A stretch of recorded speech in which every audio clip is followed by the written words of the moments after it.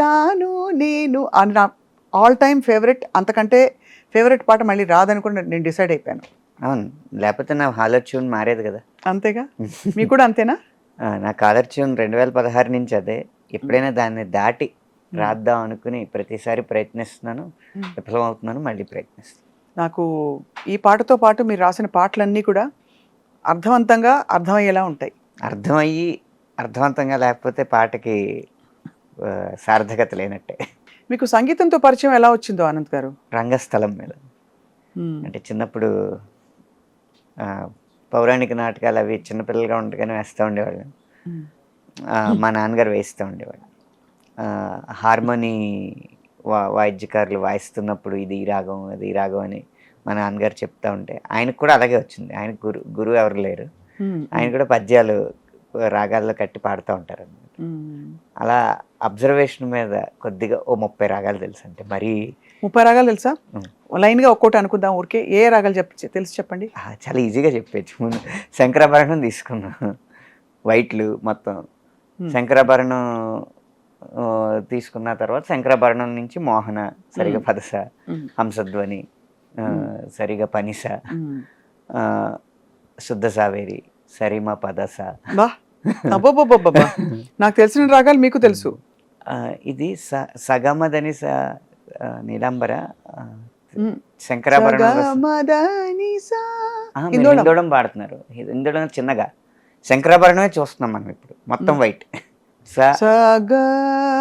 కాదు, సగప ధనిస ఒకటి ఉంది, వలజ,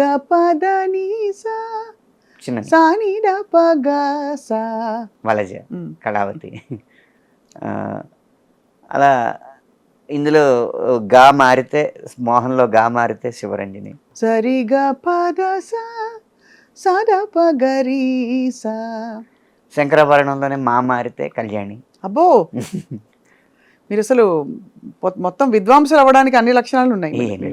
30 తెలిస్తే విద్వాంసులు ఎలా అవుతారు? ఉన్నాయి 72 మేళకర్తలు, మళ్ళీ దానిలోంచి పర్మిటేషన్స్ కాంబినేషన్స్ చూసుకుంటే 100,000 రకాలు. అయితే మంచి పరిజ్ఞానం ఉన్నట్టే అనంత్ గారు.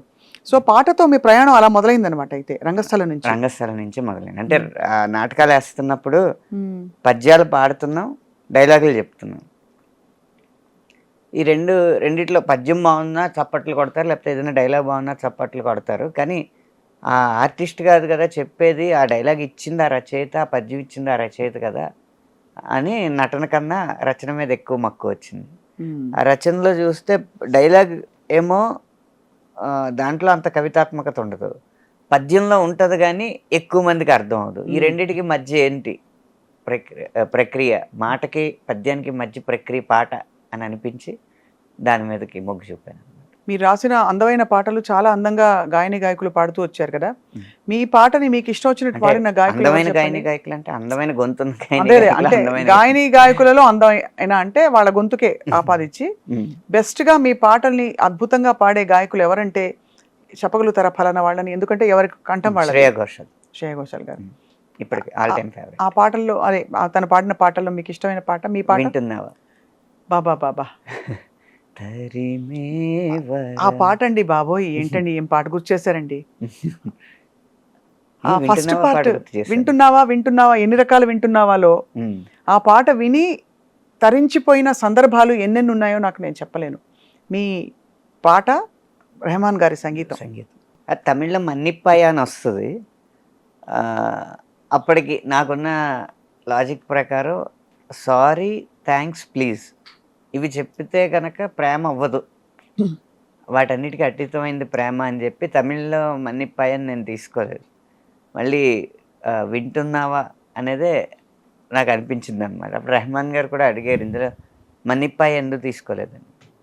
మన తెలుగు క్లైమాక్స్ వేరు కదండి, క్లైమాక్స్లో కలిసిపోతారు హీరో హీరోయిన్లు, సో హ్యాపీ ఎండింగ్. తమిళ్లోనేమో విడిపోతారు కాబట్టి ఇంక విడిపోతున్నాం కాబట్టి ఇంకా ప్రేమ లేదు కాబట్టి ఇంకా సారీ చెప్పేయచ్చు. ఇప్పుడు కలుస్తున్నారు కాబట్టి అందులో సారీకి అంత ప్రాముఖ్యత లేదనిపించి వింటున్నావాగా మార్చుకున్నాను. ఇంకా వింటున్నావా పదం వచ్చిన తర్వాత ఎన్ని రకాలుగా వింటున్నావా అని అడగడానికి అన్ని రకాలుగా మన్నిపాయే అని వచ్చిందా? మన్నిపాయా మన్నిపాయా అని వస్తుంది. వింటున్నావా వింటున్నావా వింటున్నావా ఇన్నావే వేళ అంటే ఈ మీటర్స్ అన్ని మీకు ఆ టైంలో చెప్పి ఒరిజినల్ రెఫరెన్స్ ఇచ్చి రాయించారండి ఈ పాట. పాట విన్నాను, పాట విని ట్యూన్ ఇమ్మన్నాను.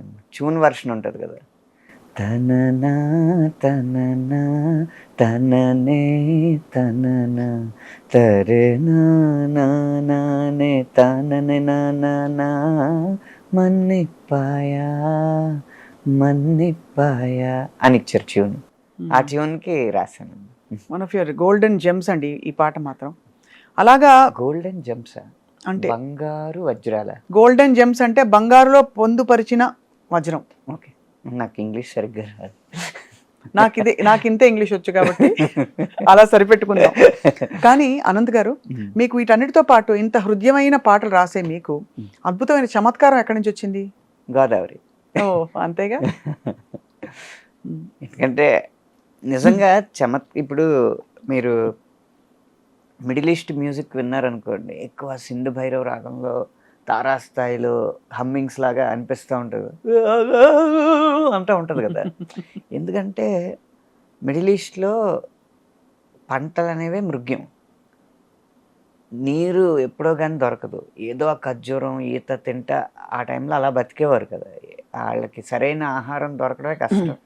దొరికిన ఏదో ఆ ఒంటెలను చంపుకుని ఆ మాంసాహారం తింటా రుచికరమైన ఆహారం అనేది వాళ్ళకి చాలా అరుదు. సో ఆకలి బాధలు ఎక్కువ ఉంటాయి. ఆ సంగీతం కూడా అక్కడ అలాగే ఉంటుంది. గోదావరి ఉంది ముఖ్యంగా మా కడుపు నిండిన బేరం మాదైతే. డబ్బు ఉండదేమో కానీ అన్నానికి లోటు ఉండదు. ఇప్పుడు కడుపు ఖాళీగా ఉందనుకోండి, దాని ఒక్కదాని మీదే దృష్టి ఉంటుంది. కడుపు నిండాక 100 వాటి మీదకి వెళ్తుంది దృష్టి. అందులో కొంచెం కారం కూడా లోటు లేనప్పుడు ఎటకారం ఒకటి బయటకు వస్తుంది. సో కారం, ఎటకారం, మమకారం అన్నీ ఎక్కువే మీకు, అంతేగా గోదావరి జిల్లాలో. సో మీరు రాస్తూ వచ్చిన పాటల్లో మీకు బెస్ట్ కాంప్లిమెంట్స్ అందిన పాట ఏది అంటే తాను నేనువే కదా. అన్ని రెహమాన్ గారి పాటలే మీకు ఎక్కువ కుదురుకున్నాయనొచ్చా? అలా ఏం లేదండి. ఇప్పుడు ఎటో వెళ్ళిపోయిన మనసు సినిమా ఉంది కదా, ఇళయరాజా గారిది. అది మ్యూజిక్. ఒక పాటకి నంది అవార్డు, ఒక పాటకి ఫిల్మ్ఫేర్ అవార్డు, ఒక పాటకి బిగ్ మ్యూజిక్ అవార్డు, అలా వేరు పాటలకు వచ్చినాయి. ఒకే పాటకి చాలా అవార్డులు వచ్చే సందర్భాలు ఉంటాయి, కానీ ఒకే సినిమాలో వేరు పాటలకి మంచి మంచి అవార్డులు రావడం అనేది అరుదుగా ఉంటుంది అన్నమాట. ఇప్పుడు ఈ పాటలన్నిటికీ మహానుభావులు లాంటి సంగీత దర్శకులు మీకు ఫోన్ చేసి మాట్లాడినప్పుడు మీకు ఎలా అనిపిస్తుంటుంది ఆ టైంలో? అంటే ఒక నర్వస్నెస్ ఉంటుంది, కొంత ఒక అలజడి. ఇప్పుడు లేదేమో కానీ అప్పుడు వణుకుతాయండి. వణుకుకుండా ఎందుకంటే అసలు ఫస్ట్ టైం రెహమాన్ గారిని కలిసినప్పుడు ట్యూన్ తీసుకోవడానికి వెళ్ళాను. అప్పుడు నేనంటే డోంట్ బి నర్వస్ అని ఆయనే సముదాయించారు. ఇళయరాజా గారి దగ్గరికి వెళ్ళినప్పుడు కాళ్ళు వణకడం కూడా కాదు, మొత్తం బొట్టనేల దగ్గర నుంచి తల వరకు మొత్తం బీసిపోద్ది.